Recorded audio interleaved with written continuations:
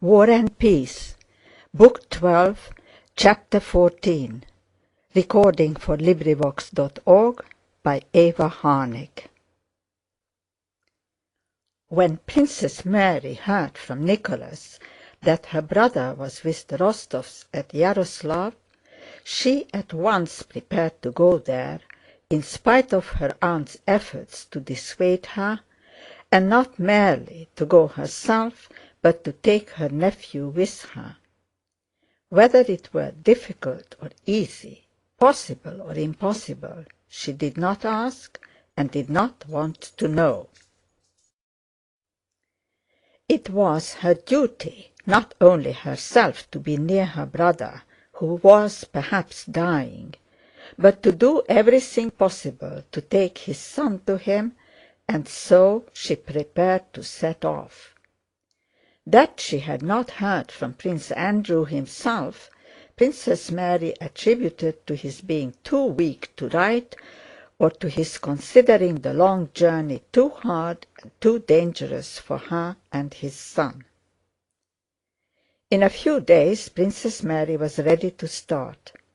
Her equipage were the huge family coach in which she had travelled to Voronezh, a semi-open trap, and a baggage cart.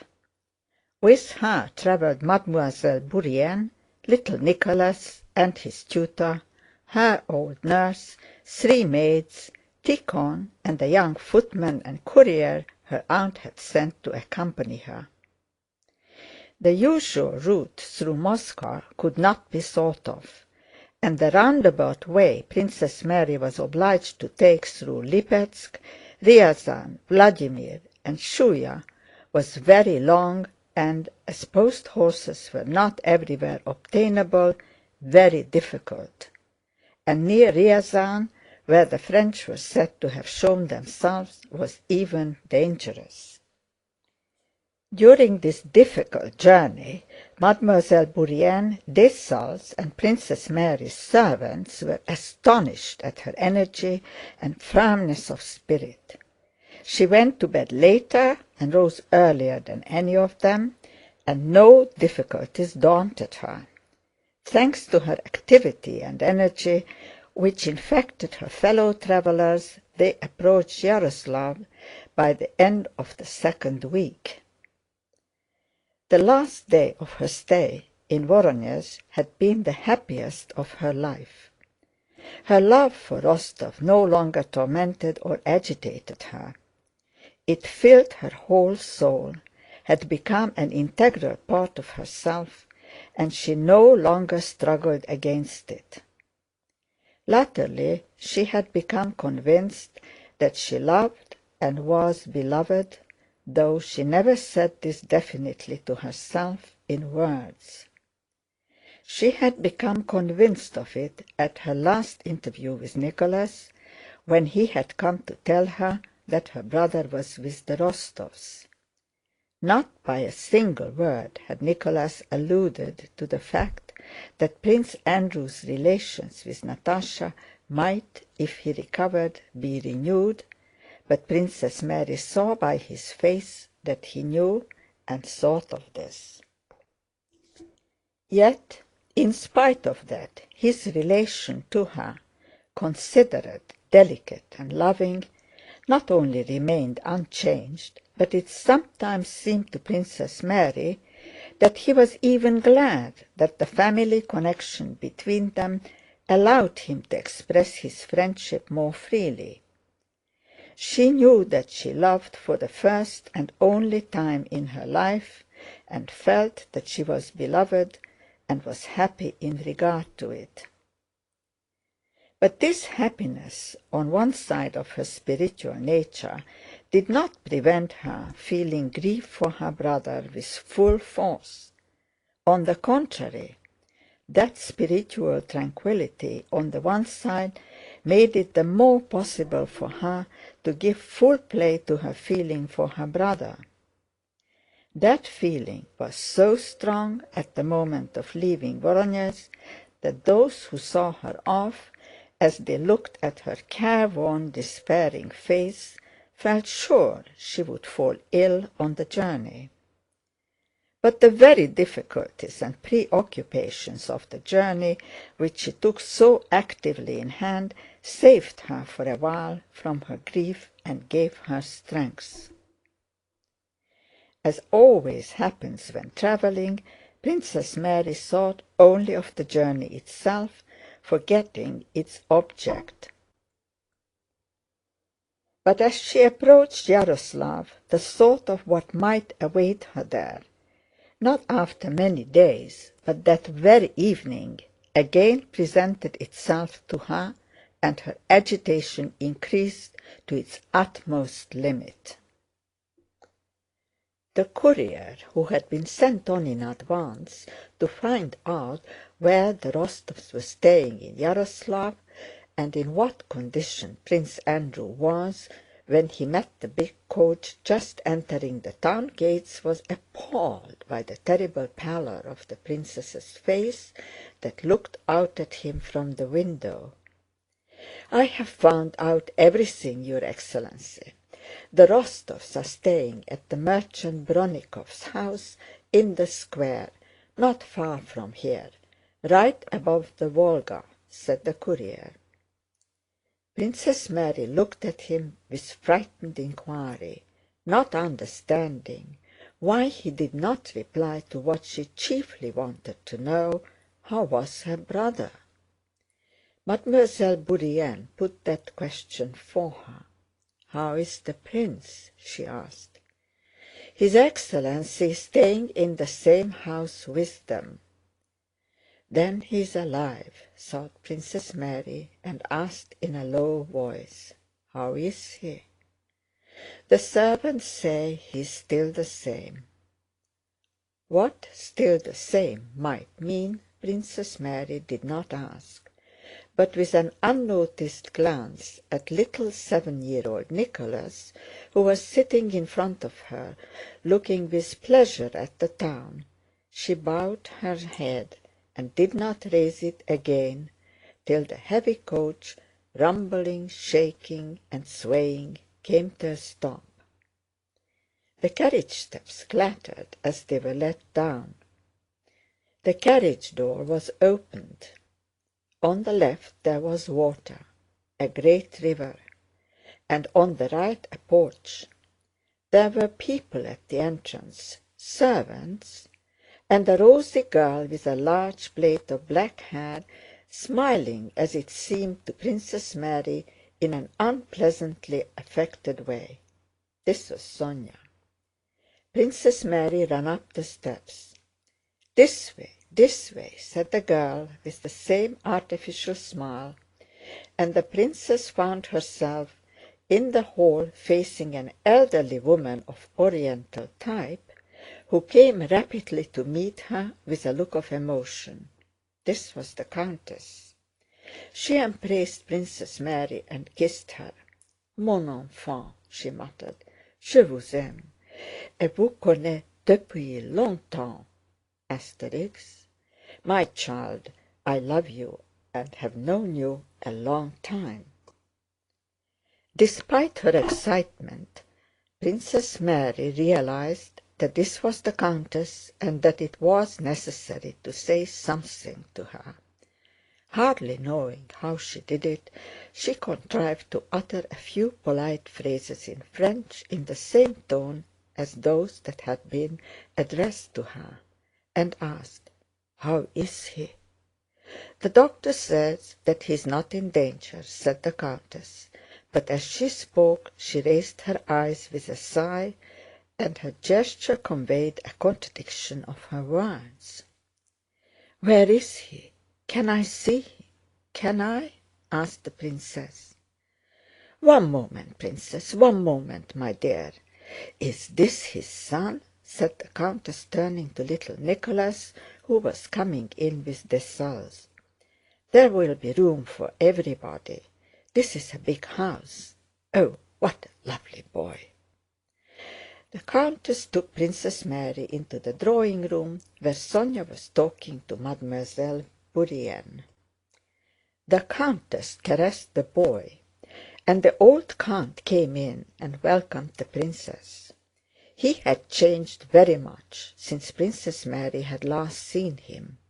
Then he had been a brisk, cheerful, self-assured old man.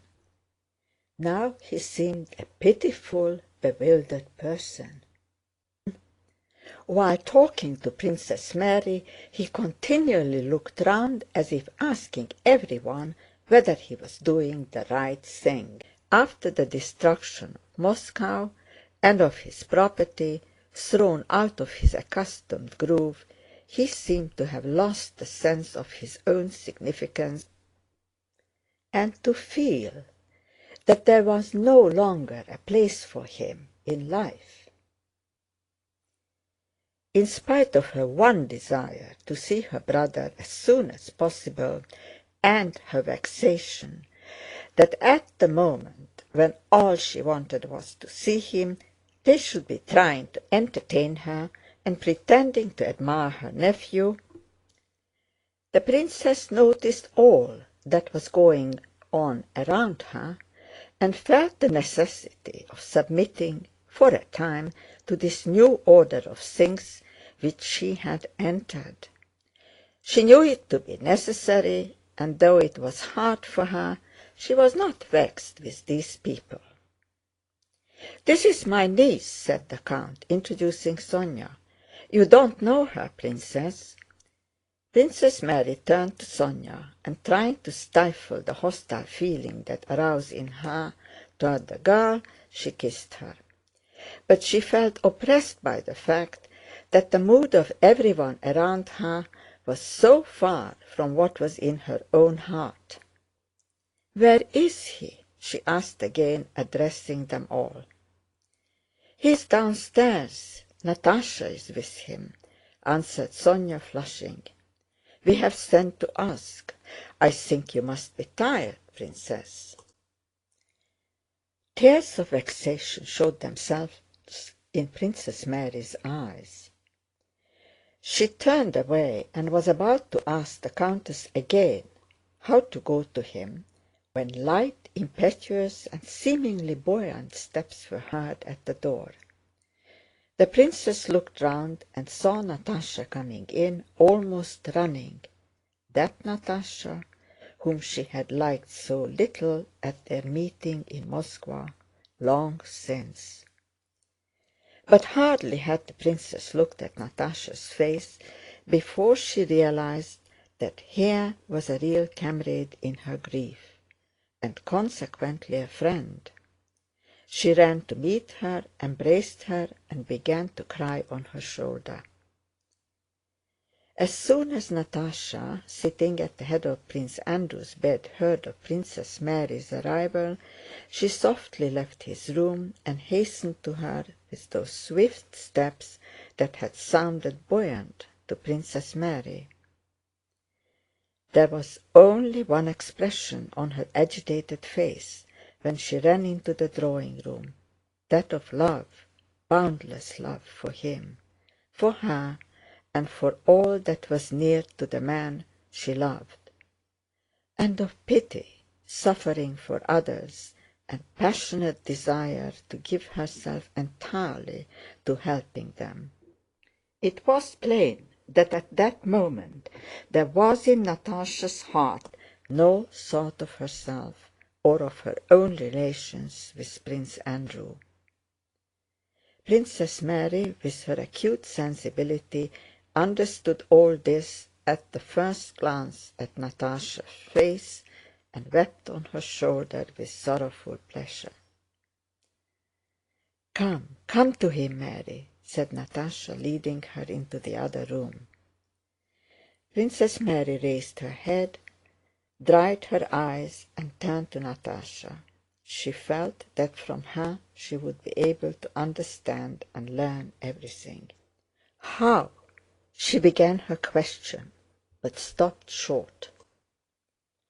She felt that it was impossible to ask or to answer in words. Natásha's face, eyes would have to tell her all more clearly and profoundly. Natásha was gazing at her, but seemed afraid and in doubt whether to say all she knew or not. She seemed to feel that before those luminous eyes which penetrated into the very depths of her heart, it was impossible not to tell the whole truth which she saw. And suddenly Natásha's lips twitched, ugly wrinkles gathered round her mouth, and covering her face with her hands, she burst into sobs. Princess Mary understood, but she still hoped and asked in words she herself did not trust. "But how is his wound? What is his general condition?" You'll see," was all Natásha could say. They sat a little while downstairs near his room till they had left off crying and were able to go to him with calm faces. "How has his whole illness gone? Is it long since he grew worse? When did this happen?" Princess Mary inquired. Natásha told her that at first there had been danger from his feverish condition and the pain he suffered. But at Troitsa that had passed, and the doctor had only been afraid of gangrene. That danger had also passed. When they reached Yaroslav, the wound had begun to fester. Natásha knew all about such things as festering, and the doctor had said that the festering might take a normal course. Then fever set in, but the doctor had said the fever was not very serious. "But 2 days ago this suddenly happened," said Natásha, struggling with her sobs. "I don't know why, but you will see what he is like." "Is he weaker, thinner?" asked the princess. "No, it is not that, but worse. You'll see. Oh, Mary, he is too good. He cannot live, because..." End of chapter 14. Recording by Eva Harnik, Pontevedra, Florida.